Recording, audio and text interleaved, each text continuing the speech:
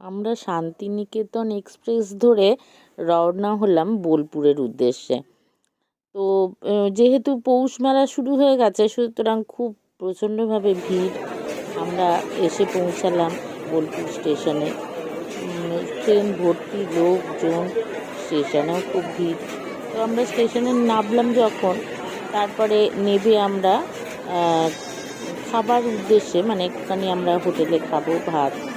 তো আমরা চললাম সেই পুরনো ঐতিহ্য সম্পন্ন, সামনেই বোলপুর স্টেশনের লাগোয়া রয়েছে মহামায়া হোটেল। তো সেই মহামায়া হোটেলের উদ্দেশ্যে রওনা দিলাম। গেছিলাম মুদিকেয়ার মিটিং এবং সেমিনার ইত্যাদি আমাদের ছিল, সেই উদ্দেশ্যে যাওয়া। খুব সুন্দর লাগছে, পৌষ মেলার যে একটা ছোঁয়া আজ, এটা আমরা অনুভব করতে পারছিলাম যেতে যেতে। তো আমরা হাঁটতে হাঁটতে চলে যাচ্ছি মহামায়া হোটেলে। তো কথা বলতে বলতে গল্প করতে করতে পৌঁছালাম। তো মহামায়ার সামনেই হোটেল ঢুকলাম। সেখানে এটি অনেক পুরোনো দিনের হোটেল, নাকি 1950 সালের একটা হোটেল। খুব সুন্দর পুরোনো স্টাইলের একদম খেতে দেওয়ার যে ভঙ্গিমাটা সেগুলো রয়েছে। বিয়েবাড়িতে যেরকমভাবে শালপাতায় খেতে দিত, টেবিল পরিবেশন করা, তারা বালতি করে করে নিয়ে পরিবেশন করছে এবং খুব কম রেটের মধ্যে সুন্দর খাওয়া দাওয়ার ব্যবস্থা। তো আমরা চলে গেলাম, গিয়ে হাত মুখ ধুয়ে আমরা এই রুমটার ভেতরে লম্বা করে টেবিল চেয়ার পাতা আমরা বসে পড়লাম হাত মুখ ধুয়ে। তো ঢুকে তারপরে আমাদের খেতে দিল ভাত, কোথায় ডাল আছে, সুন্দর ডাল। মিটিং আছে, শীতের বোলপুর তো সবাই ঘুরতে আসে, আমরা ঘুরতে এসেছি। আবার মুদিখানে মিটিং হচ্ছে, রথ দেখা, কলা কাঁচা, সবাই চলো আনন্দ করি, খাই দাই, সুবিধাজির নেতৃত্বে চলো। একদম এইভাবে সবাই আমরা চলতে শুরু করলাম, বসে পড়লাম, হাত মুখ ধুয়ে খেতে বসে গেলাম। আমরা কোথায় বসবো?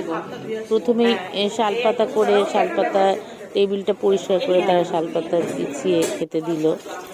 হ্যাঁ, খুব সুন্দর বাথরুমেরও সিস্টেম রয়েছে, সুন্দর বাথরুমও রয়েছে। এখানে আমরা হাত ধুলাম, হাত ধুয়ে বাথরুম রয়েছে, সুন্দর ব্যবস্থা। তো সমস্ত কিছু কমপ্লিট করে আমরা তারপরে খেতে গেলাম। তো এখানে সবাই এইরকম লম্বা লম্বা টেবিলগুলো দেখা যাচ্ছে, আর সবাই পরিবেশন করছে। বারবার এসে তারা রিপিট করছে, যত খুশি। হ্যাঁ, 70 টাকায় ভাত, ডাল, তরকারি এবং মাংস হলে আলাদা তার চার্জ।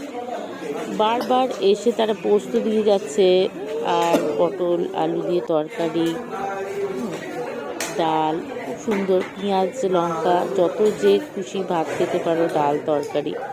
আর আমরা মাংস নিয়েছিলাম।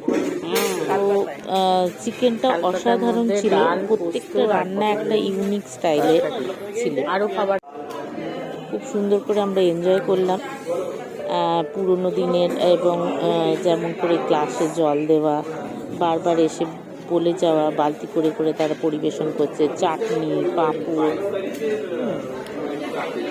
সব কিছু খেয়েছি, খুব সুন্দর করে এনজয় করেছি। তারপরে খাওয়া দাওয়া হয়ে যাওয়ার পর মাংসটাও সব থেকে বড় কথা এত সুন্দর ছিল, পুরো একদম দেশি চিকেন, নরম সফট, এবং তার স্বাদটাও অন্যরকম ছিল। তো এইভাবে আমাদের খাওয়া দাওয়ার পর্বটা শেষ হলো।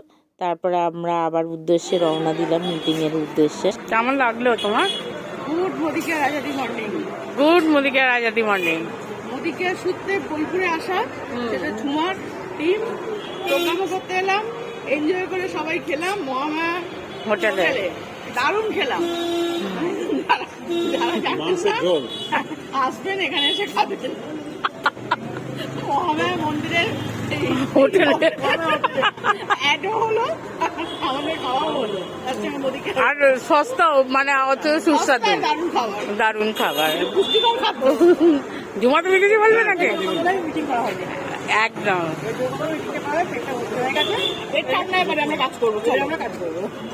তার মানে আমরা ভালো মতো এনজয় করতে করতে কাজটা করি, সেটাই হচ্ছে কথা।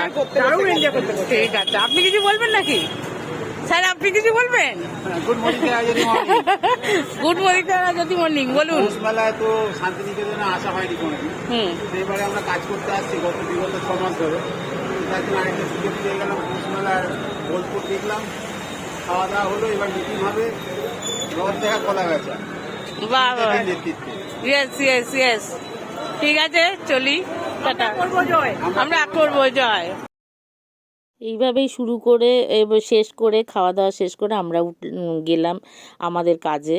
সেখানে আমাদের মিটিং, ট্রেনিং ইত্যাদি পর্ব শেষ করে আমরা আবার বিকালবেলা, আমরা সন্ধেবেলা নাগাদ আমরা আবার ট্রেনে উঠে কলকাতার উদ্দেশ্যে রওনা দিলাম।